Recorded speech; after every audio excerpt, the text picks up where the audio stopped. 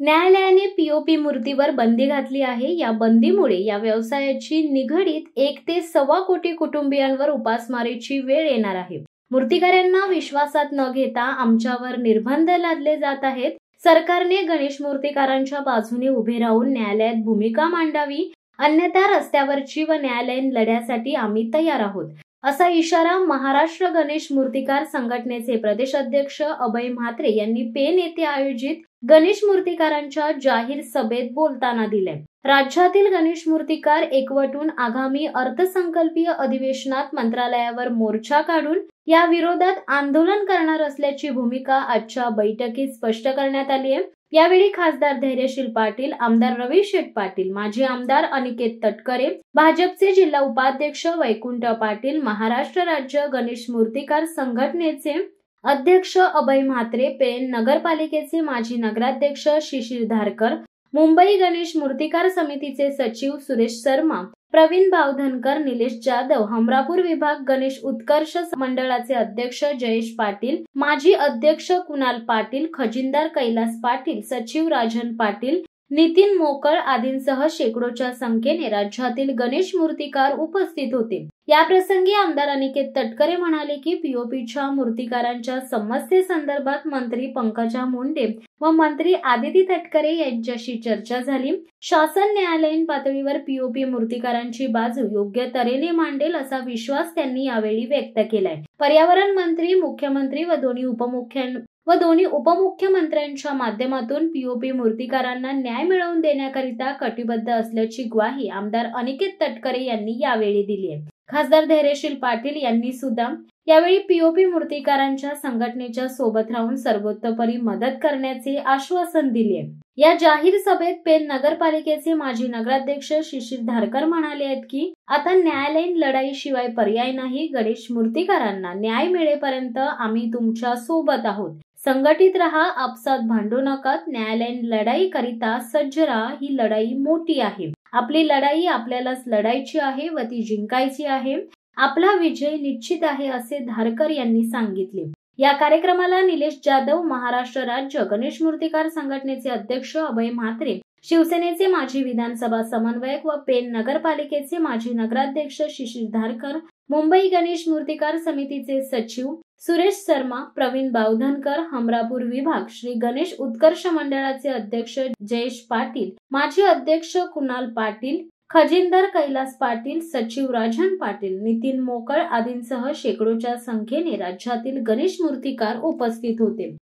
जो काही निर्णय त्या ठिकाणी घेतलाय तो अत्यंत दुर्दैवी निर्णय हा आलेला आहे। कळत नकळत हिंदू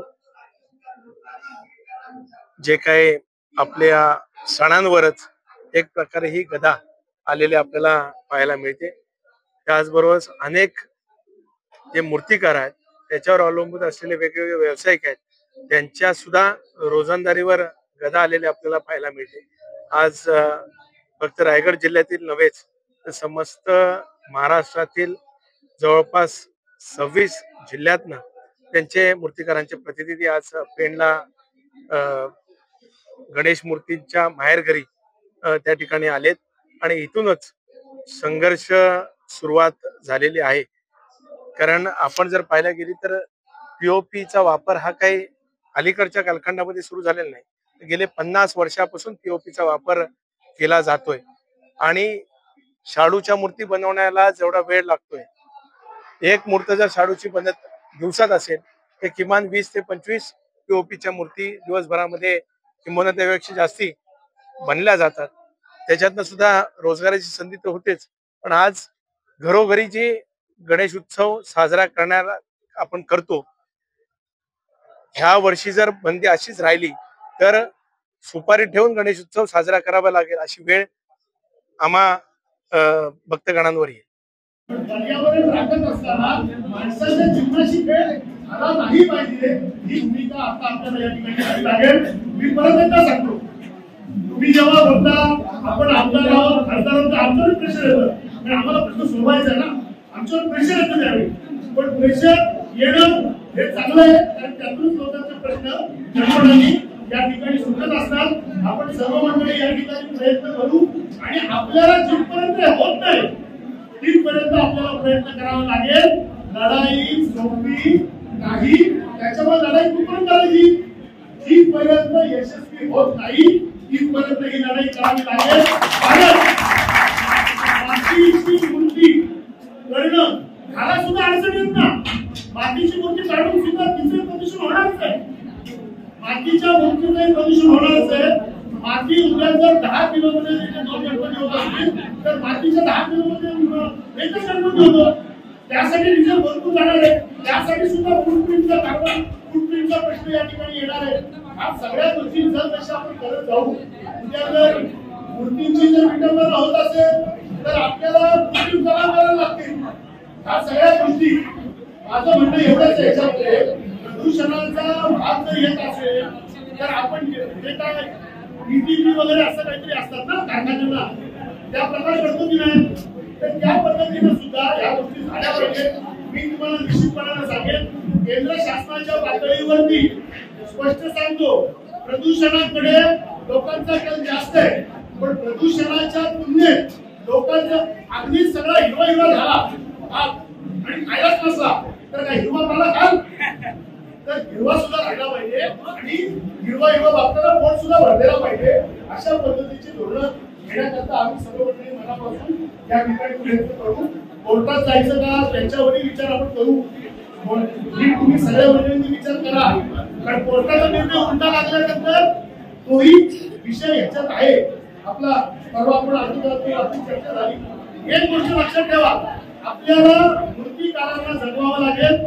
मूर्तिकारांना जगवत असताना प्लास्टर ऑफ पॅरिस ही मातीची मूर्ती, ह्याच्यामध्ये जी मूर्तिकारांना सोयीची आहे, जी व्यवसायाला सोयीची आहे, ती भूमिका या ठिकाणी आम्ही मनापासून या ठिकाणी प्रयत्न करू. हम ऐसा करेंगे, हम पैसा करेंगे असं मी काय बोलत नाही, पण करेंगे तो पक्का करेंगे आणि लोक करेंगे. आज हमरापूर विभागामध्ये संपूर्ण महाराष्ट्रातून मूर्तिकारांची एक जाहीर सभा लावण्यात आली आणि त्या सभेचं मूळ कारण होतं की उच्च न्यायालयाची आलेली एक इंटरिम ऑर्डर आणि सरकारने घेतलेला निर्णय, मुंबई महानगरपालिकेने आणि पालिकेने घेतलेला निर्णय आणि त्याच्यामध्ये गणेशोत्सव आणि मूर्तिकारांची कुठेतरी गळाचे पुण्याचा प्रयत्न सुरू आहे. मुळात पीओपी हे पर्यावरण पूरक असून सरकार त्याच्यावर का विचार करत नाही हा मोठा गहन प्रश्न आहे. आज 130 वर्षाची जुनी ही आमची परंपरा गणेशोत्सवाची कुठेतरी आज आम्ही आमच्या डोळ्यांनी संपताना कुठेतरी त्या उंबरठ्यावर उभी असं आम्हाला वाटतं. आज संपूर्ण महाराष्ट्रातला हा जो काय मूर्तिकार आहे आज हवालदिल झालाय. आज करोडो लोकांचे व्यवसाय ह्या मूर्तिकारांचे ह्या गणेशोत्सवाचा वर अवलंबून आहेत आणि मला असं वाटतं आज महाराष्ट्रातला संपूर्ण मूर्तिकार इथे एकवटलाय आणि त्यांनी जो काय रोष एक सरकार विरुद्ध आहे की सरकारने लवकरात लवकर या गोष्टीचं गांभीर्य याची दखल लवकरात लवकर घ्यावी, अन्यथा आम्ही आझाद मैदानावर लवकरात लवकर एक मोर्चा काढू अशी भूमिका आज एकत्रपणे इथे मांडण्यात आली आहे. त्यामुळे मला असं वाटतं सरकारने लवकरात लवकर कुठे मूर्तिकारांच्या आणि गणेशोत्सवाच्या बाजूनी माध्यमातून सर्व उच्च न्यायालयात आणि न्यायालयात आपली भूमिका स्पष्ट करून हा उत्सव वाचवावा. आणि मला असं वाटतं हिंदूवादी सरकार आहे. आज मुख्यमंत्र्यांनी पेणमध्ये असं आश्वासन दिलेलं की मूर्तिकारांवर नक्की आम्ही कधीच अन्याय होऊन देणार नाही. जशी दहीहंडी वाचली तशीच नक्कीच मुख्यमंत्री गणेशोत्सवही वाचवतील आणि या मूर्तिकारांना नक्की कुठेतरी एक आशेचं किरण त्यांच्याकडनं. सीपीसीबीच्या गाईडलाईन्स आमच्यावर लादलेल्या आहेत. सीपीसीबीच्या गाईडलाईन प्रत्येकाच्या राज्याप्रमाणे ते ठरवायचं होतं, परंतु महाराष्ट्र सरकारने अहवाल न देता नागपूर खंडपीठाने फक्त सांगितलं होतं तुम्ही विसर्जनावर काम करा, पण विसर्जनावर काम न करता महाराष्ट्र सरकारने 3 वर्ष अहवाल लावलं. अहवाल सादर न करता या आमच्या पीओपी बंदीवरचा निर्णय घेतलेला आहे सरकारने. प्रथम तर सांगायचं म्हणजे बीजेपी सरकार आहे, हिंदूचं सरकार आहे आणि आज हिंदूचं सरकार असताना हिंदूच्या सणावरच का प्रत्येक बंदी येतो? हे हिंदूच्या सण यांना नष्ट करायचे आहेत का? 90% गणपती उत्सव हा महाराष्ट्रामध्ये होतो, 10% फक्त इतर राज्यामध्ये होते. आज महाराष्ट्रामध्ये पीओपी बंद. त्या उलट गुजरातमध्ये, हैदराबादमध्ये, राजस्थानमध्ये पीओपी मोठ्या प्रमाणात चालू आहे, तिथे प्रोडक्शन पण चालू आहे.